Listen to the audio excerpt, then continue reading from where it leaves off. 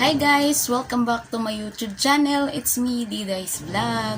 So, for today's video guys, ay sobrang namimiss ko na talaga pong mag-vlog. Ang una kasing dahilan kung bakit hindi na po ako nag-vlog, wala na po akong upload dito sa YouTube.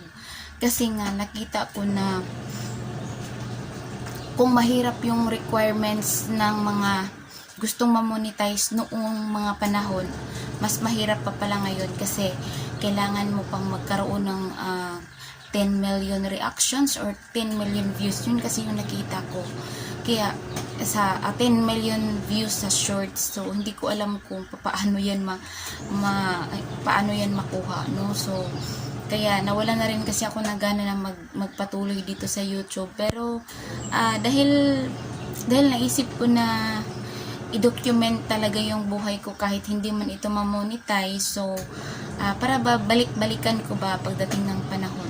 So, ang topic ko po ngayon sa topic po natin sa video na ito ngayon ay tungkol po ito sa aking nanamang tindahan. So, pero nandito po ako ngayon sa bahay. Wala po ako sa tindahan kasi may nagbabantay po kasi doon. Meron po kasi akong pinabantay doon sa tindahan. Kaya nga, mayroon pa po akong oras na makauwi dito sa aming bahay dahil kulang na kulang po talaga ako sa tulog and hindi pwede na puyat ako sa gabi, hindi pa rin ako makatulog sa umaga kasi nga buntis ako. So ngayon guys, ang una kong i-share sa inyo ay yung isang malaking problema ko sa tindahan.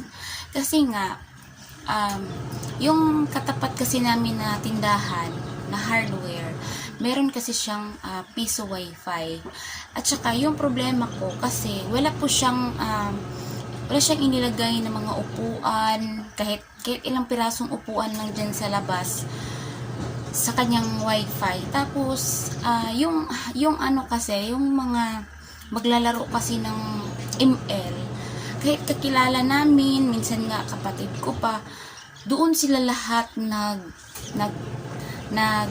bang tawag doon? Doon silang lahat sa tindahan ko, nakaupo sa lahat ng upuan. Tapos, yung display namin na thermos at saka yung mga tasa, para sana sa mga makahagip kami ng customer ba na halimbawa. Kasi kadalasan kasi tapat ng highway yung tindahan namin, di ba? So, pagdaan ng mga van, mga malalaking truck, ipuyat yung iba kasi guys. So, di ba kadalasan is minsan kapag mahaba yung biyahe, kasi minsan may mga biyahe sila Davao to Pagadian, yung iba Cagayan to Zamboanga. So, napakalayo kasi yung travel nila kapag mag-deliver sila ng mga product. So, minsan maisip nila na baba muna tayo kasi ayan may pakapihan. Kaso nga lang, hindi na sila tumuloy. Hindi na sila tutuloy na magkape doon sa tindahan namin. Kasi nga, yung buong lamisa na nakalagay na doon sana dapat yung customer namin. Kasi isa lang kasi dalawa lang pala yung lamisa namin sa tindahan guys. No, sa mga nakakita na sa akin tindahan. Dalawa lang kasi yung lamisa. Tapos, meron kaming mga siguro 4 na upuan. Kaso lang guys, na-occupy yan lahat sa mga naglalaro ng ML. Hindi ko rin kasi sila pwedeng sabihan na kasi minsan bumili din sila sa amin, bibili din sila, magkape din sila habang naglalaro. Pero na-consume nila yung halos 2, 3, 4 na oras na paglalaro ng ML. Tapos ginamit nila yung upuan namin at saka yung lamesa. So syempre guys, sa dami ba naman nila, halos 5 hanggang 10 na naglalaro ng ML doon sa tindahan ko. Punong-puno yung labas ng tindahan ko. Ang problema, kaunti lang yung nagiging sales ko. Tapos halos matutulog na lang kami dahil kung hindi ka talaga hindi mo talaga isarado, hindi talaga sila aalis. So, yan ang isa sa problema ko na gusto ko sanang masolusyonan. Gusto ko naman sanang kausapin yung katapat ko na sana maglagay sila ng upuan na para naman sa mga customer nila din sa kanilang wifi na kasi kahit isang upuan kasi wala. Lahat ng maglalaro ng email, alam niyo naman kapag maglaro ng email talaga yung mga lalaki, Mga day, grabe talaga. Hindi yan titigil hanggat hindi yan ng lurat ang mata. No, so, gusto ko sanang kausapin kaso lang natatakot ako, nahihiya ako, baka magalit or baka ano pang sabihin. Kaya nga nag-ano na lang ako, pinaubaya ko na lang. Kaya nga minsan mainit talaga yung ulo ko sa tindahan. Lalong-lalo na kapag sobrang dami nila, ang ingay-ingay pa nila. Tapos na-occupy na nila lahat ng upuan, wala na kaming kita. Kasi kahit na hindi magkape yung customer, kahit bibili lang sana ng kape, mahiya na silang pumasok kasi napakadami ng tao na nakaharang doon sa daan.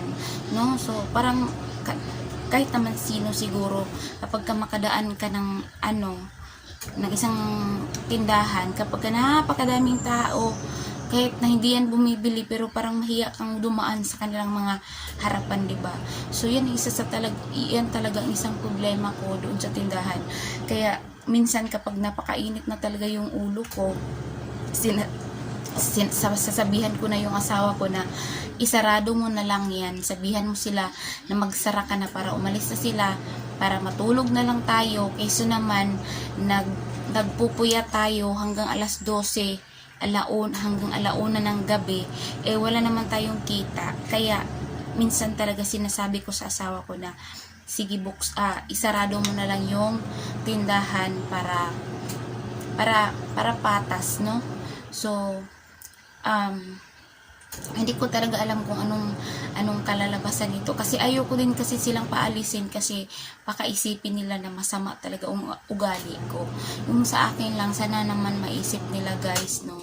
Sana maisip nila na bakit nga ba doon sila naglalaro, na pakapihan nga yun, no? Sana meron silang initiative ba na sila na mismo yung dumistansya, o kaya naman kung meron namang yung din kasi talaga namin, yung kapitbahay namin na tindahan, yung may wifi, yun din kasi, sana maglagay sila ng ayoko din kausapin sila na maglagay sana sila ng upuan, kahit ilang piraso lang, magkasya lang silang lahat, no? So ayoko din kasi medyo stricto din kasi yung katabi namin na